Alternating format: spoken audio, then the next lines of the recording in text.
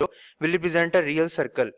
ये जो इक्वेशन है कॉनिक की, ये रियल सर्कल को कब रिप्रेजेंट करेगी?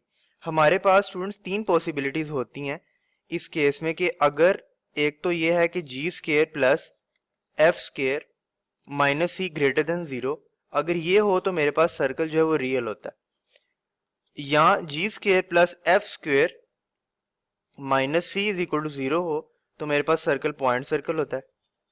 और थर्ड मेरे पास है कि जी स्केयर प्लस एफ का स्क्वेयर माइनस सी लेस देन जीरो हो तो इस केस में ये इमेजिनरी होता है। अब मैं इसकी एग्जाम्पल डिस्कशन के अंदर इस डिटेल में नहीं जाऊंगा कि ये जी क्या है, एफ क्या है, ये चीजें आप लोगों को पता है। जब हमने चैप्टर को गो थ्रू किया था मैंने एक एक जो छोटे से छोटा वर्ड है उसको एक्सप्लेन किया था, लेकिन यहाँ पे मेरी कोशिश है कि मैं एग्जाम्पल्स को सॉल्व करूं ताकि आपको पता चले कि कोई कॉम्प्लेक्स एग्जाम्पल आती है तो उसको कैसे कैटर करना है। अब वो कह रहे हैं कि रिप्रेजेंट अ रियल सर्कल, इसकी क्या पॉसिबिलिटी है?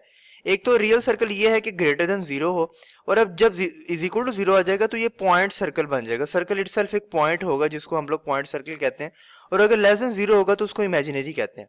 अब रियल के केस में जो पॉइंट सर्कल है या रियल सर्कल इटसेल्फ है, ये दोनों ही रियल के केस में आते हैं। इज इक्वल टू जीरो भी, पॉइंट सर्कल भी, ये भी रियल का केस ही बनता है। तो जो मेरे पास करेक्ट ऑप्शन हो जाएगी वो बी ऑप्शन होगा, greater than and equal to zero, यानी कि point and itself real circle. तो इसमें खाली ग्रेटर देन जीरो नहीं आएगा, इज इक्वल टू वाला भी इंक्लूड होगा। तो इस इनक्वालिटी को हम लोग कहते हैं equal to and greater than. तो बी ऑप्शन इसका राइट आंसर है। Centre of the circle passing through the points, ये तीन पॉइंट्स दिए हमें, सेंटर ऑफ द सर्कल इन पॉइंट्स में से पास कर रहा है, तो हमने बताने हैं कि इसका सेंटर क्या है। ठीक है, अब देखें कि एक सर्कल है और उसका वो कह रहे हैं कि आप हमें सेंटर बताओ क्या होता है। उसने तीन पॉइंट्स दे दिए कि जो सर्कल है वो इन पॉइंट्स में से पास कर रहा है, तो इस सर्कल का सेंटर बताना है। मैं सर्कल यहाँ पे ड्रॉ करने की कोशिश करता हूँ। मेरे पास जो पेन है उससे राइटिंग इतनी अच्छी नहीं आती। ये आप लोग समझें कि एक सर्कल है, इसकी शेप आप बिल्कुल सर्कुलर रिज्यूम कर लें। यहाँ पे एक पॉइंट है जो कि ये वाला है, यहाँ पे एक पॉइंट है जो कि ये वाला है, और थर्ड पॉइंट लेट्स सपोज यहाँ पे है। तो सर्कल इन तीनों पॉइंट्स में से पास कर रहे हैं, यानी कि सर्कल की इक्वेशन इन तीनों पॉइंट्स को सेटिस्फाई करेगी। अब वो कह रहे हैं कि सर्कल का हमें सेंटर चाहिए, तो सेंटर इन चारों पॉइंट्स में से कौन सा होगा? अब आप इस पे क्या चीज अप्लाई कर सकते हैं? या तो एक अप्रोच ये है कि आप वो रेडियस वाले की तरफ चले जाएं कि सर्कल की इक्वेशन फाइंड आउट करना, लेकिन वो बहुत ज्यादा लेंथी हो जाएगा और इतने डाटा के साथ वो फाइंड आउट करना आसान भी नहीं है। तो जो सेंटर पॉइंट है वो मैं कैसे फाइंड आउट करूंगा? देखें, कोई भी सर्कल की बाउंड्री है, यहाँ से सेंटर से उसका जो डिस्टेंस है वो रेडियस ही बनता है, यानी कि इक्वल डिस्टेंस है। तो कोई भी पॉइंट है उसका इन तीनों पॉइंट से जो डिस्टेंस है वो बिल्कुल सेम होगा। तो आप बारी बारी एक पॉइंट को लें, उनका उनका इन तीनों के साथ डिस्टेंस फार्मूला से डिस्टेंस फाइंड आउट करें और देखें कौन सा ऐसा पॉइंट है जिसका तीनों से डिस्टेंस सेम है। तो आप लोग जब इसको सॉल्व कर लेंगे तो बी ऑप्शन इसका राइट आंसर बनेगा। 20 वो पॉइंट है, तीनों पॉइंट से उसका जो डिस्टेंस है वो सेम बनेगा। मैं यहाँ पे डिस्टेंस फार्मूला अप्लाई नहीं कर रहा, ये बहुत बेसिक बात है। अगर आप लोग एग्जाम्पल डिस्कशन तक आते हुए डिस्टेंस फार्मूला अप्लाई नहीं करना आता तो आप लोगों को चैप्टर्स गो थ्रू करने चाहिए, क्योंकि ये थोड़ी सी एडवांस चीज है फिर आप लोगों के लिए।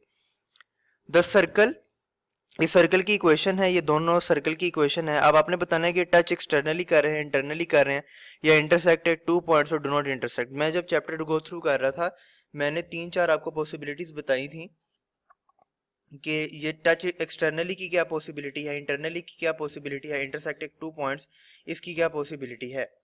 तो अगर इंटरसेक्ट एट टू पॉइंट्स की मैं आपको पॉसिबिलिटी दोबारा से रिवाइंड करवाऊं, तो इंटरसेक्ट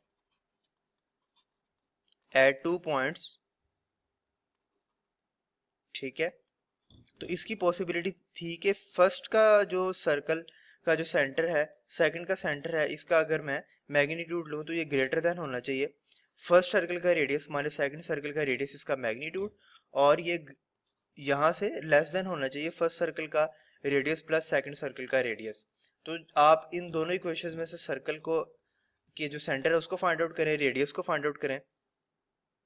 ठीक है, तो उसके बाद इस पे ये वाला जो है ना अप्लाई करके देखें कि ये ग्रेटर आता है और इससे लेस देन आता है, तो ये बिल्कुल ये इस पे सेटिस्फाई होगा। तो सी ऑप्शन इस केस में राइट आंसर बनेगा। इंटरसेक्ट एट टू पॉइंट्स इसका आंसर बनता है। The equation of the circle having radius 3 and touching both the axis in the fourth quadrant.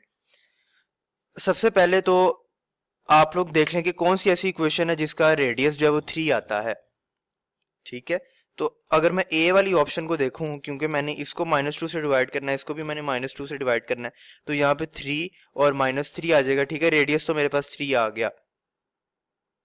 Radius मेरे पास कैसे आएगा, वो आपको पता है कि g square plus f square, वो जो मेरे पास इक्वेशन बनती है माइनस या प्लस सी और उसका जो अंडर रूट होता है, वहां से हम लोग रेडियस फाइंड आउट करते हैं। अब 3 और -3 यहाँ पे मैंने फाइंड आउट कर लिया कि ये इसका पॉइंट है जिसको वो फोर्थ क्वाड्रेंट पे टच कर रहा है।